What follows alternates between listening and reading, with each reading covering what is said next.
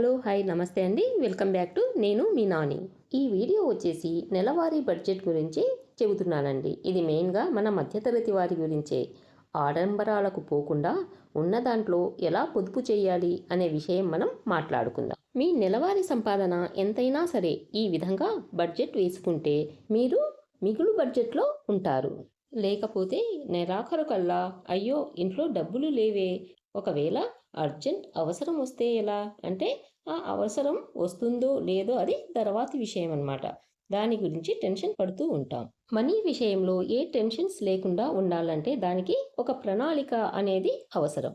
దాన్ని money management అని అనవచ్చు. మనీ మేనేజ్మెంట్ తెలుసుకుంటే మనం ఇప్పుడు ఉన్న స్థితి నుంచి ఉన్నత స్థితికి చేరుకోవడానికి సులువైన మార్గం అవుతుంది. కొంతమంది ఉంటారు నెలలో 30 రోజులు ఉంటాయి కదా, అందులో మొదటి 15 రోజులు బాగా ఖర్చు చేసి మిగిలిన 10 రోజులేమో ఉన్న వాటితో అడ్జస్ట్ చేసుకుని, అంటే 15 రోజులు ప్లస్ 10 రోజులు ఎంత, 25 రోజులు గడిపేస్తారు. మిగతా 5 రోజులు జీతం ఎప్పుడు వస్తుందా అని ఎదురు చూస్తూ ఉంటారు. అలా కాకుండా అంటే మనీ విషయంలో ఏ టెన్షన్స్ లేకుండా నెల మొత్తం ఎలా ప్లాన్ చేసుకోవాలో ఇప్పుడు చూద్దాం. అంటే ఫస్ట్ ఇంట్లో ఎంతమంది ఉంటున్నారు అంటే పిల్లలు ఎంతమంది, పెద్దలు ఎంతమంది అనేది చూసుకోవాలి. అంటే భార్య భర్త ఇద్దరు పిల్లలు అంటే నలుగురు, అంటే ఇద్దరు పెద్దవాళ్ళు ఇద్దరు పిల్లలు అన్నమాట. అంటే నలుగురు మనుషులకు ఇంట్లో ఇద్దరు పెద్దవాళ్లకు ఇద్దరు పిల్లలకు ఎంత ఖర్చు అవుతుంది, వాళ్ళ ఫ్యూచర్ కోసం ఎంత సేవింగ్స్ చేయాలి, ప్రజెంట్ ఎలా ఖర్చు చేయాలి అనే విషయం గురించి ఇప్పుడు మాట్లాడుకుందాం. అంటే ఇంట్లో ఖర్చు చేసే వాళ్ళు నలుగురు ఉన్నారు, మరి సంపాదించే వాళ్ళు ఎంతమంది ఉన్నారు అంటే భర్త ఒక్కడే సంపాదిస్తున్నాడా లేక భార్యాభర్తలు ఇద్దరూ కలిసి 2 జీతాలు వస్తున్నాయా అనేది చూసుకోవాలన్నమాట. సేవింగ్స్ అనేది లేకపోతే ఒకరు సంపాదించినా ఇద్దరు సంపాదించినా వేస్టే.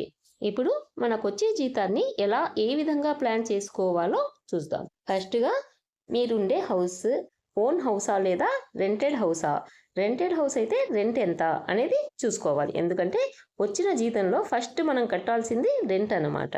మనం తిన్నా తినకపోయినా నెల వచ్చేసరికి రెంట్కి మాత్రం తప్పనిసరిగా ఇవ్వాల్సి ఉంటుంది. ఒకవేళ ఓన్ హౌస్ ఉంటే ఆ బాధ ఉండదనుకోండి. మనం తిన్నా తినకపోయినా ఫస్ట్ 1వ తారీఖు వచ్చేసరికి వాళ్ళ రెంట్ మాత్రం తప్పనిసరిగా తీసిపెట్టడం నేర్చుకోండి.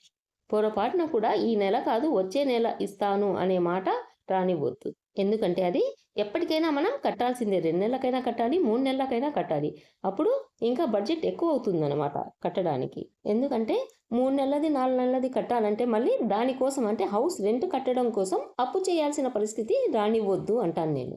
ఇప్పుడు రెంట్ విషయం అయిపోయింది. నెక్స్ట్ వచ్చేసి పిల్లలు. అంటే పిల్లలు స్కూల్కి వెళ్తున్నారా లేదా ఇంకా చిన్న పిల్లలైనా అనేది ఇక్కడ తెలుసుకోవాల్సిన విషయం. ఒకవేళ స్కూల్కి వెళ్ళే పిల్లలు ఉంటే స్కూల్కు అంటే సంవత్సరానికి ఒకసారి ఫీజు కట్టేయాలా లేక 3 నెలలకు ఒకసారి కడుతున్నారా లేకపోతే నెలకు కడుతున్నారా అనేది చూసుకోవాలి. అంటే రెంట్, ఉండడానికి ఇల్లు, పిల్లల చదువు అనేది ఫస్ట్ సెకండ్ ఇంపార్టెన్స్ అనమాట.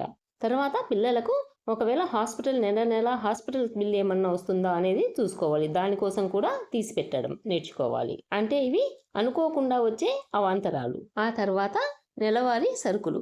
అంటే నలుగురు మనుషులకు నెలకు ఎంత ఖర్చు చేయాలి అనేది ఇక్కడ మీరు ప్లాన్ చేసుకోండి.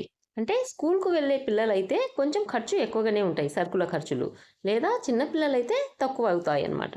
నాన్ వెజ్ తినే వాళ్ళైతే వారానికి ఒకసారి తప్పనిసరిగా నాన్ వెజ్ తింటూనే ఉంటారు. మళ్ళీ తప్పనిసరిగా ఉండాల్సింది ఏంటి, ఫ్రూట్స్ ప్లస్ వెజిటేబుల్స్.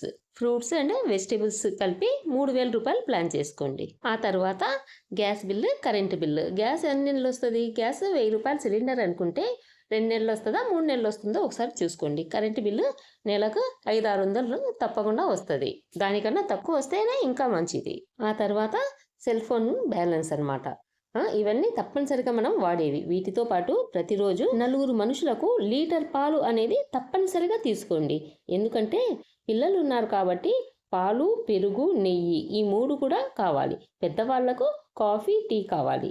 అందుకని చెప్పేసి ఎట్టి పరిస్థితుల్లో కూడా పాల దగ్గర మీరు కాంప్రమైజ్ కావద్దు. అవి కూడా మంచి పాలే తీసుకోండి. ఎందుకంటే పెరుగు ఉంటే పెరుగన్నమైనా తినొచ్చు, లేదా నెయ్యి చేసుకుంటే నెయ్యి వేసుకొని కొంచెం పచ్చడి వేసుకొని తిన్నా కానీ ఒక పూటకు అయిపోతుంటుంది అన్నమాట. అందుకని పాలు తప్పనిసరిగా తీసుకోండి. ఆ తర్వాత సంవత్సరానికి ఒకసారి వచ్చే 2 పండుగలు అంటే ఉగాదికో, దసరాకో, దీపావళికో లేదా రంజాన్, బక్రీద్ ఇవన్నీ ఉంటాయి. పండగలకు మనం తప్పనిసరిగా బట్టలనేవి తీసుకుంటుంటాం. కాబట్టి వాటికి కూడా మనం ఫస్ట్ నుంచే ప్లాన్ చేసుకుందాం. అవి కాక చుట్టాల ఇళ్ళలో వచ్చే పెళ్ళిళ్ళు, వాళ్ళ బర్త్‌డేలు అవి కూడా ఉంటాయన్నమాట. ఇంట్లో పిల్లల బర్త్‌డేలు అవి కూడా ఉంటాయి. వాటికి కూడా ఒక ప్లాన్ అనేది కావాలి.